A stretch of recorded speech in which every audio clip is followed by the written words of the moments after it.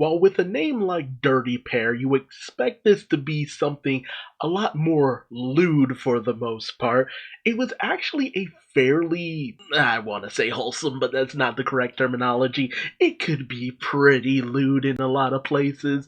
It was all about sexy ladies and giant robots and mechs and sometimes weird aliens. It was an 80s series, what do you expect? Taking place in a futuristic world, you have the duo of Kei and Yuri. Kei with short hair and a darker complexion, I guess I'd say, and Yuri with long bluish hair. They're the dynamic duo dedicated to getting the job done, working as trouble consultants for a futuristic organization, basically kind of like mercenaries, or maybe a security company to a certain extent, but they don't outright say it. They are technically work for hire, it's just that they work through a specific business. But unfortunately, while they like to be called the Lovely Angels, they tend to leave a wake of destruction wherever they should go. And they don't tend to get in trouble for it because usually it's not really their fault. It just tends to be a case that wherever they go, bad things get worse. So that's usually how things work out. And that's why they've ended up with the unsanctimonious nickname, the Dirty Pair. And all in all, the most 80s series you could get. Fun music, cute girls, some perverted moments here and there, lots of violence. For 24 episodes made in the mid 80s, it did a pretty fabulous job as a series overall. The problem being that as it went along, you start to kind of lose a little bit of interest. You get to one of its sequels with Love from the Lovely Angels, which ends up kind of being just the final 2 episodes of the original series. But it's a little bit kind of just meh for the most part, because the original series had gotten canceled before they could release these 2 episodes. And honestly, the 2 episodes were not that great. Then you get another OVA sequel, which gets 10 episodes, but with each new outing, there's less and less of an appeal to the series for the most part.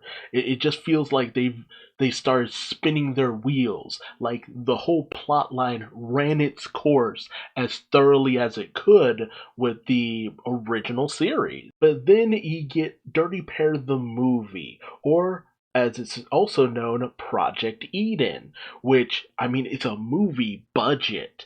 Greater amounts of technology used, the mechs were even more high end than ever before, weird alien creatures, lots more action, lots more bounce in all the right places. We're talking a movie that was just as good as the original series, if not better, if only because of the animation. Like, this movie really was kind of the swan song for the Dirty Pair. Had they gone into obscurity after the release of the movie, it would have been a good enough note to go out on. However, that was not the case, as because there were people out there who wanted to have a bit of a revival to the series, unfortunately, one voice actor for one of the Dirty Pair had gone into retirement, and the other wouldn't do it without their performing partner, which is a very sweet note. The downside being that business is business, baby,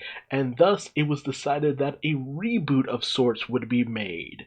We're talking Dirty Pair Flash. And whereas the original Dirty Pair was all 80s, this Dirty Pair was all 90s, baby. We're talking 3 different OVA series that you could almost mistake as a prequel to the original Dirty Pair, as Kei and Yuri are a bit younger, they're only just being partnered together, there's some friction between the two of them, but the thing is, Kei and Yuri are a lot more different than their original incarnations, whereas with the original Kei and Yuri, they could be bit boy crazy. They could be kind of jokesters. Their personalities were almost to a certain degree interchangeable, but you could tell that one was a little bit more tomboyish than the other, but it never got in the way of certain things. The thing about a lot of revivals in the 90s is that you got more extremes of personalities. Kay became more of a tomboy to, I guess, kind of play off of her more tan, darker skin complexion, and since she was a fiery redhead, she was portrayed as more of a tomboy, rude, impulsive, hot-headed, shoot first, ask questions later. I'm literally reading this off of the wiki, basically. And she didn't always gel with Yuri's more prissy attitude, whereas Yuri, she was a girly girl, all about getting in with a rich husband and living a life of luxury. But over time, especially with the first OVA series, they grew to appreciate each other, care for each other. It was good enough. It wasn't the best. I mean, the animation was solid, if nothing else. I mean, it was an OVA series. It was bound to be a little bit more solid than a full-on series. And for the most part, I did kind of like Kei and Yuri's designs. It was nice. They were made to be a lot more sleeker because they were a bit younger and all that good stuff. It was a solid direction to go with the characters. Kei tended to use a blaster a lot more, whereas Yuri was now wielding an energy sword, I guess to go off of her more elegant personality. Honestly, they were damn near panty and stocking before you got panty and stocking, just a lot less vulgar for the most part. Sexy, sleek, seductive, what could have gone wrong? It's just, with each OVA series, they were fine. But it was never a standout. As it went on, it just never got any better than the initial premise for the series. Not to say it was bad, but there was nothing that really would capture your attention and be like, oh, you got to check this out, aside from cute girls and cool robots. And even then, it was kind of basic for the most part.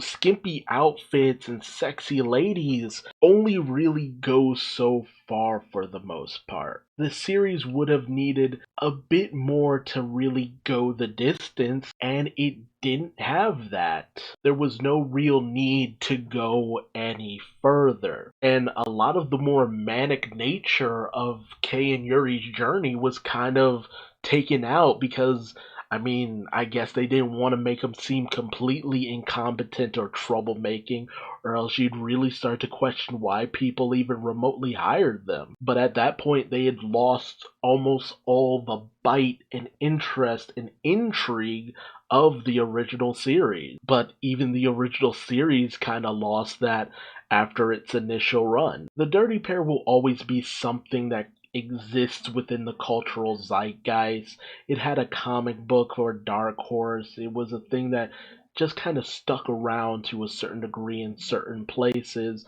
but it's not something that I can ever really see reviving to a real bit of acclaim, because any kind of revival will end up probably just falling short. It was time capsules for a brief moment. It really sold the 80s version and it really sold the 90s version. And beyond that, there's nothing more to it. Would I love to see them potentially try to bring it back and do something with it? Of course. Do I expect that to happen? No, not at all. But tell me, did you watch The Dirty Pair? What was your favorite version? Who was your favorite of the pair, Kei or Yuri? Let me know in the comment section below. If you like this video, please like, comment, and subscribe for more memories of an Oldtaku. And until next time, I'll see you later. Bye-bye.